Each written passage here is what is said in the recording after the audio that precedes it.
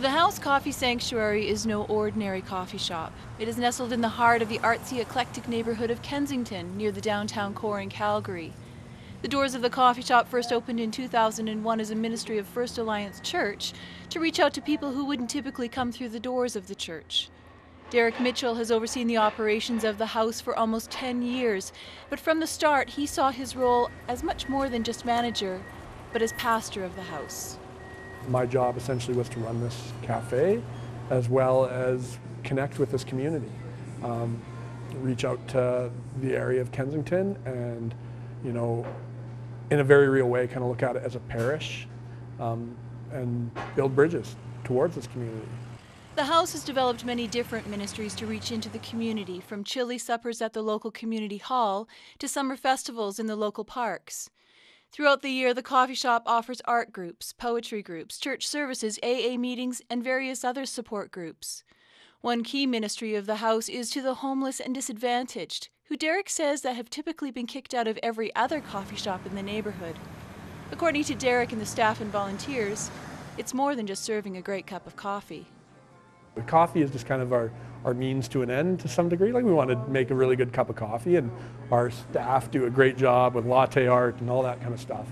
But coffee shop's just a great place to interact with people, to meet people, to sit and talk with people.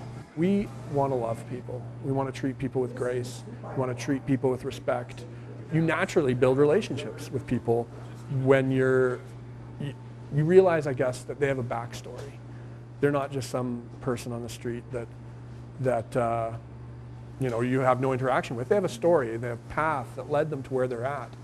And every one of those paths is unique. Gates has one of those unique stories. At 55, he looks back at a life riddled with drugs, alcohol, poor health, failed relationships, and prison time. It was the death of his 14-year-old son that finally broke him, and he became one of the invisible on the streets, scrounging for spare change and empty bottles. I was homeless, sleeping under trees for 3 years. Laundromats, entrances of banks, C-train stations, entrances of an apartment building if I could sneak in. And I was like that for like 3 years. Well, it's inside the house where they serve coffee and snacks. It's often outside these front doors right here on the streets where ministry begins. In fact, right on this very sidewalk is where Shannon first encountered Gates. Shannon has worked at the house for over 6 years, making drinks, food, and hanging out with the customers. As assistant manager, she oversees inventory and supplies, and it was during one of her frequent trips down the street to the grocery store that she encountered Gates. Well, I had seen Gates on the corner panhandling for a couple of months before. I'd wave and smile and, bring him some day olds from here with all the kids that would pass by too. So, I don't know, I think working in Kensington for so long, you just kind of have an eye for like the homeless people or the addicts, or that's kind of what sticks out. And she used to walk by and go buy some groceries or whatever at Safeway. And she's very nice, so she started and stopped and started to talk to me. And she says, hey, if you ever need to use the bathroom or come and warm up because it was winter time, come to the house. Shannon later invited Gates to a free barbecue that was being held at the house, seeing the opportunity for him to not only get a good meal, but to meet Derrick and others from the coffee shop. So I remember my first conversation with him was over a burger, and it was a cool experience. I got to know him a little bit better, and very slowly, I think, over a long period of time, we became friends and good friends. It took a while because I was in denial, right? I didn't want no help from nobody. My name is Gaetan Champagne, and it's going to be my way or the highway, and slowly but surely, I felt the compassion with all those people, even most of the clients. I felt the compassion. Over the next couple of years, Gates became a fixture at the coffee shop and began to find friendship. not only with Derrick and the staff, but with many of the other regulars as well. It was cool to, he'd kind of come in first thing in the morning as soon as we opened the doors and vent about stuff that was going on. I got an opportunity to share with him, give him advice, pray for him. At first, I was so dead set against religion, eh? But I look at Derrick and I say, God, this guy's got peace of mind. Maybe there's something. It wasn't long before, Gates was making all these incredible changes in his life. And it went from praying for him to praying with him.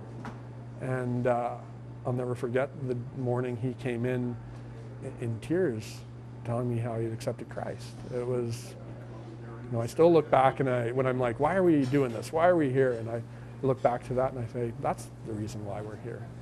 Gates has his own apartment now, has reconciled with family members, and is overcoming lifelong addictions. His health has improved dramatically, and he now volunteers at the house serving, cleaning, and encouraging others. It's just, he's become a model for me of what it means to be a Christian.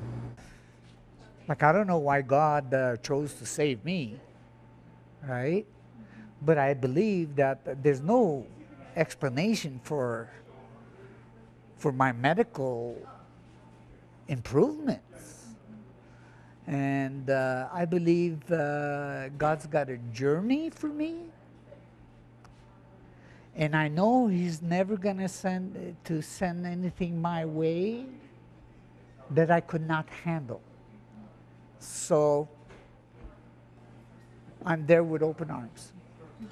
Shannon says that witnessing this transformation has been inspirational for her as she recalls her first encounters with him on the street when he was at his lowest point.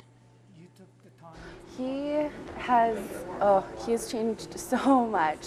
It's hard sometimes to remember who he was because of how much he's gone through. I've never been this happy in my whole life. People can push away anything, but they have a hard time pushing away love. And our God is love, and our God is all about love and giving Himself for us. So if we're saying, I'm a follower of Jesus, I better be doing the same thing. I better be giving of myself in love to the people around me.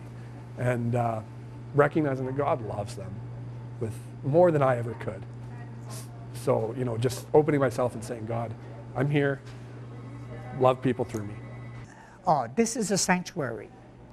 Everybody's welcome, Okay, so I'll be back tomorrow. Okay, I will see you then. Okay, my friend. Have a good one, guys. See you later. In Calgary, Natalie Faith for 100 Huntley Street.